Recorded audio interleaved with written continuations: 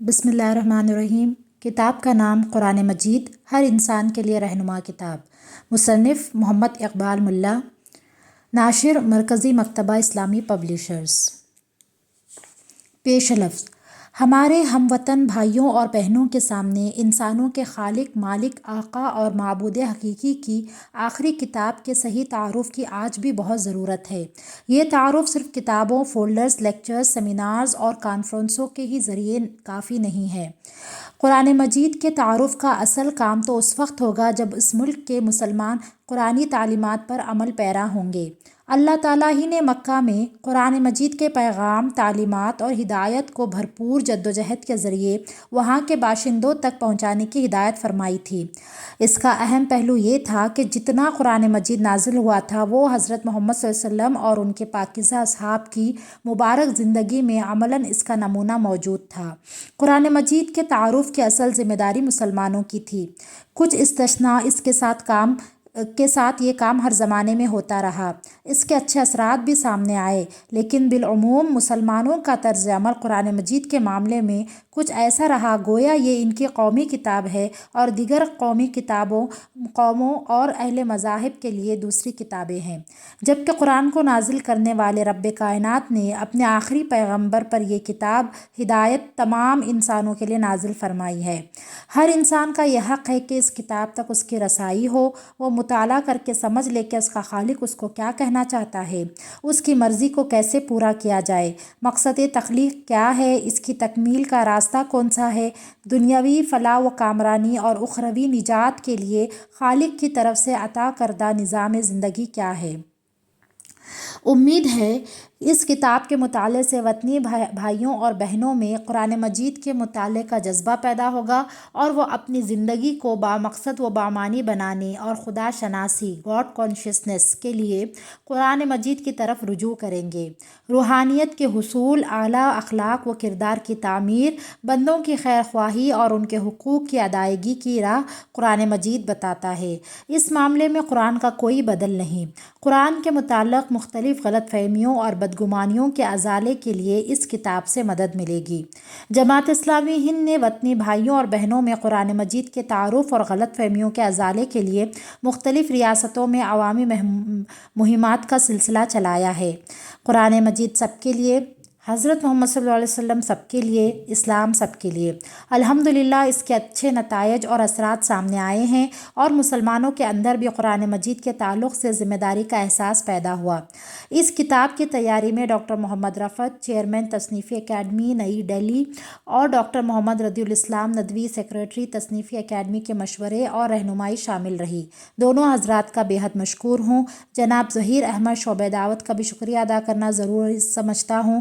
میری رفیق حیات عطیہ پروین اور بیٹی نکہت فاطمہ سلمہ MSc فائنل جامعہ ملیہ اسلامیہ نئی دہلی کا بھی مشکور ہوں کہ انہوں نے گھریلو کاموں سے مجھے فارغ کر کے اس کام کے لیے یکسو کر دیا۔ اللہ تعالیٰ ان سب کو جزائے خیر عطا فرمائے، آمین۔ دعا ہے کہ جس مقصد کے لیے کتاب لکھی گئی ہے وہ پوری ہو۔ محمد اقبال ملا، سیکریٹری، شعبہ دعوت، جماعت اسلامی ہند۔ انتصاب: ان تمام بھائیوں اور بہنوں کے نام جنہوں نے قرآن مجید کو مخصوص طور پر مسلمانوں کی قومی کتاب سمجھ کر ابھی تک اس کا مطالعہ کرنا ضروری نہیں سمجھا۔ انسانیت کو قرآن مجید کا تحفہ عطا کرنے والا خالق، مالک اور پروردگار وہی ہے جس نے ہم سب کو پیدا کیا، جس نے سورج کی روشنی، حرارت اور گرمی، چاند کی چاندنی اور ٹھنڈک، ہوا اور پانی کو سب کے لیے عام کیا۔ ٹھیک اسی طرح قرآن مجید کو بھی اس نے سب کے لیے بھیجا ہے۔ خالق کون ہے، کیا ہے، اس کی صفات کیا ہیں، اسے ماننے کے تقاضے کیا ہیں، اس کی مرضی کیا ہے، اس کے پسندیدہ و ناپسندیدہ کام کون سے ہیں، مقصد تخلیق کو انسان کیسے پورا کرے تاکہ خالق کی خوشنودی پا سکے، موت کی حقیقت کیا ہے، موت کے بعد ابدی زندگی میں خالق کی رضا یعنی جنت کو پانے کا اور اس کی ناراضگی یعنی جہنم سے بچنے کا طریقہ کون سا ہے۔ یہ سوالات ہر انسان کی عملی زندگی، اس کے رویے، اخروی انجام اور پوری سیرت سے گہرا تعلق رکھتے ہیں۔ ان سب کے بارے میں وہی رہنمائی خالص اور صحیح ہو سکتی ہے جو خدا کی طرف سے ہو۔ قرآن مجید اسی خالص اور سچی رہنمائی پر مشتمل جامع اور مکمل ہدایت ہدایت نامہ ہے اور زندگی کے لیے دستور عمل ہے۔ قرآن مجید پچھلی آسمانی کتابوں کا حریف نہیں بلکہ ان کی تعلیمات کا خلاصہ محفوظ اور خالص شکل میں پیش کر کے مکمل اور جامع ضابطۂ زندگی کی جانب رہنمائی کرتا ہے۔ تو کیا آپ اپنی زندگی کے شام ہونے سے پہلے قرآن مجید کا مطالعہ کرنا ضروری نہیں سمجھتے تاکہ موت کے بعد ہمیشہ کی ابدی ناکامی اور بھیانک انجام سے محفوظ رہیں؟ کتاب کے مطالعے سے پہلے یہ چند باتیں۔ اس کتاب کے عام قارئین بالخصوص وطنی بھائیوں اور بہنوں کے لیے درج ذیل مشورے مفید ثابت ہوں گے۔ نمبر 1، اس کتاب میں جا بجا مختلف مصنفین کی کتابوں کا اقتباسات حوالے درج ہیں۔ یہ حوالے اردو کتابوں کے ہیں۔ ان کتابوں کے دیگر زبانوں میں تراجم دستیاب نہیں ہیں۔ نمبر 2، قارئین سے ریکویسٹ ہے کہ کتاب کے مطالعے کے بعد کچھ مشورے اور تجاویز ہوں تو راقم کو میل کے ذریعے مطلع فرمائیں۔ اگر کوئی بات واضح نہیں یا کچھ سوالات اور الجھنیں ہیں یا آپ کو کچھ غلط فہمی یا کوئی خامی محسوس کرتے ہیں تو راقم کو مطلع فرمائیں۔ تحقیق کے بعد ضرور اصلاح کر دی جائے گی۔ نمبر 3، کتاب میں قرآن مجید کی آیات ترجمہ درج ہیں۔ اسی طرح محمد صلی اللہ علیہ وسلم کی دعائیں اور احادیث بھی ہیں۔ قارئین سے امید کی جا سکتی ہے کہ وہ کلام الہی کا اور محمد صلی اللہ علیہ وسلم کے ارشادات کا احترام کریں گے۔ نمبر 4، برادران ملت بھی بغور اس کتاب کا مطالعہ کرے۔ اس میں قرآن مجید کے تعارف کے لیے مواد ملے گا۔ برادران وطن کو ترجمہ قرآن تحفہ دینے کے موقع پر اس کتاب کی مدد سے آپ قرآن مجید کا تعارف کرا سکتے ہیں۔ ترجمہ قرآن کے ساتھ یہ کتاب بھی انہیں دیں تاکہ مطالعہ شروع کرنے سے قبل وہ اسے پڑھ سکیں۔ قرآن مجید کیا ہے؟ انسان اس زمین کی مخلوقات میں سب سے اعلیٰ اور افضل ہے کیونکہ اس کو عقل و شعور اور محدود آزادی و اختیار کی نعمت سے نوازا گیا ہے، اس لیے وہ اشرف المخلوقات کہلاتا ہے۔ اس کے لیے کائنات کی اشیاء مسخر کر دی گئی ہیں، ایک ضابطے کا پابند بنا کر بہت سی مخلوقات کو اس کی خدمت میں لگا دیا گیا ہے۔ ان کی تخلیق کا مقصد انسان کی خدمت اور نفع رسانی ہے۔ انسان کے تحفظ، بقا اور ارتقاء میں ان کا اہم رول ہے۔ انسان غور و فکر سے کام لے کر دیکھے، اس کے ارد گرد نزدیک و دور کی بے جان و جاندار اشیاء اس کی خدمت میں لگا دی گئی ہیں۔ انسان اور دیگر مخلوقات کی حیوانی اور مادی ضرورتوں کو اللہ نے احسن طریقے پر پورا کیا ہے اور یہ وہی کر بھی سکتا ہے۔ کائنات میں اللہ کے سوا کوئی ہستی یا وجود ایسا نہیں جو یہ کام کر سکے، کیونکہ جو اللہ خالق ہے وہی ان سب کے پالنے والا اور خبرگیری کرنے والا بھی ہے۔ بے شعور مخلوقات کی روحانی و اخلاقی ضرورتیں سرے سے ہے ہی نہیں، اس لیے ان کے اخلاقی ضابطوں اور زندگیوں کے نظام کی کوئی ضرورت نہیں تھی۔